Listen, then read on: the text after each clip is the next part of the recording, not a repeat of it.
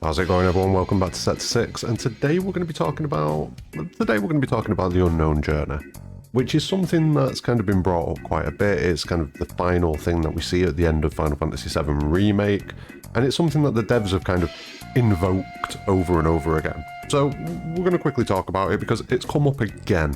Don't forget, drop a like on the video, subscribe for future content. We're about 10, 12 subs away from 1k now, so come on, push us over the line. Let's do it this week. Come on. But that's enough of that, let's crack on. So there's been an ongoing series called Final Fantasy VII Remake Revisited that speaks with the developers of Remake and gets inside information off them about how certain things were made and why certain choices were made, context behind scenes, things like that. And the final edition of it dropped today. And it's the usual fare, it's the same old sort of thing. It's focusing on Chapter 18, so like why certain decisions were made, context behind certain things, etc, etc, etc. But the very final comment in the interview is yet again referring to the unknown journey. So we get right to the end of the interview, and the interviewer says, "Thank you for sharing your memories and your thoughts of working on FF7 Remake. Is there anything that you'd like to say to the fans who've been reading the whole blog series?" And this is answered by Motomu Toriyama, who's the co-director and the scenario designer for Final Fantasy VII Remake, pretty much one of the main men now at this stage. And he says, as it says at the end of the game, the unknown journey, there it is, will continue. And Cloud and his friends will be on that journey for a while yet. And from here on in, the Whispers cannot act to maintain the destined timeline, so fans can look forwards to seeing what kind of future awaits the team. And this falls in line with numerous other comments that we've heard and we've read and we've seen and everything like that. We've had the talk of, we might not visit locations in the same order that we visit them in Final Fantasy VII, but you'll still go there. And then we've got the unknown journey that's been used over and over and over again. And now we've got Toriyama explicitly saying that the Whispers can't maintain the timeline anymore. And that's an interesting comment in itself. He says from here on in, the Whispers can't act to maintain the timeline. So he's not saying that they're gone. He's not saying that they're dead. He's just saying that they can't act. So that's a bit interesting. Does that kind of mean that... I mean, we know that Sephiroth kind of absorbs them at the end of Remake, so, does that mean that they're still going to be about, but they just can't do what they're meant to do anymore? Who knows? Probably. But because of that, who knows what's going to happen? And this is what a lot of us have been saying since day one, and this is another interview that kind of confirms that. Since finishing Final Fantasy VII Remake, a lot of us have been in the position of, yep, this is a different game, this is a sequel. I was shouting it very early, a lot of other content creators and a lot of you were.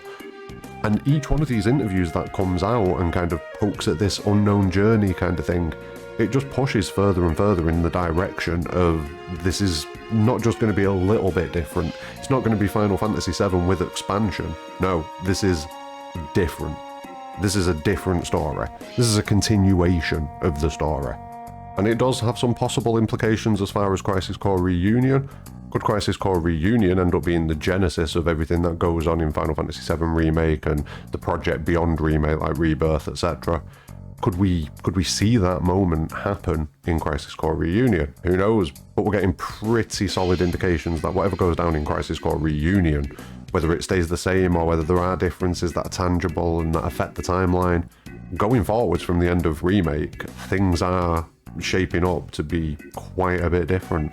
That's my take from it, and that's a lot of other people's take from it as well, and each one of these interviews that comes out just kind of reconfirms it. So I'm going to put it to all of you, like, what do you think the deal is? Do you think that we're going to see dramatic changes, or do you think it's just going to be Final Fantasy VII with expansion? I'm in the camp of dramatic changes, big changes, and a lot of people are getting wound up about it and getting concerned that certain things aren't going to happen and certain things aren't going to go the way they like. But I think one of the core things that people need to remember is that this is not Final Fantasy VII. This is not a remake of Final Fantasy VII. This is different. So those things that you love still happened in Final Fantasy VII. This is a continuation. So don't get too caught up in the original game and what it used to be. Just go with the flow. That's the best advice I can give as far as the remake project going forwards now. If you go into it with expectations that a certain thing's going to happen, a certain plot beat's going to stay the same, you're almost certainly shaping yourself up for a disappointment at this stage. So yeah, my advice, go with the flow, enjoy what we get, and judge it when it's finished. That's where I'm at. But what about you? Do you think we're going to see massive earth-shattering changes, or do you think it is just going to be like, oh, FF7 with expansion, because it is possible that a lot of these interviews that they're doing are further misdirection, you know, to try and make us think that we're going to get dramatic changes, but we're not. I don't think that's the case, though. I think it's very unlikely that's the case. But let me know in the comments what you think. Don't forget, like and sub on the video, and more importantly than anything, have a great day.